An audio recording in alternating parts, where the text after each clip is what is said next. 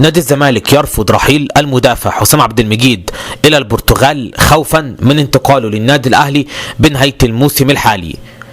قلنا لكم من فترة كبيرة كده في مودرن كورة إنه حسام عبد المجيد مدافع الزمالك الشاب عنده عروض من أجل الرحيل في يناير، وأن هناك دراسة لانضمامه للنادي الأهلي عن طريق الكوبري ده، الكوبري الخارجي.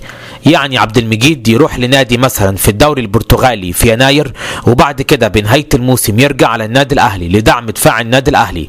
وقتها الناس قالت الكلام ده كذب ومش حقيقي، ولكن بفضل الله بمرور الأيام يتم إثبات صحة كلامنا. الآن نادي الزمالك جاله عرض بالفعل من البرتغال لضم حسام عبد المجيد في شهر يناير القادم، ومسؤولو الزمالك يعلمون تماما الكلام اللي قلناه في مودرن كورة ان البرتغال دي قد تكون محطة لانضمام المدافع حسام عبد المجيد للنادي الاهلي بعد ذلك في الانتقالات الصيفية القادمة. يعني عبد المجيد يلعب 6 شهور في البرتغال وبعد كده يرجع للنادي الاهلي. عشان كده الزمالك رفض العرض البرتغالي لضم عبد المجيد في يناير القادم.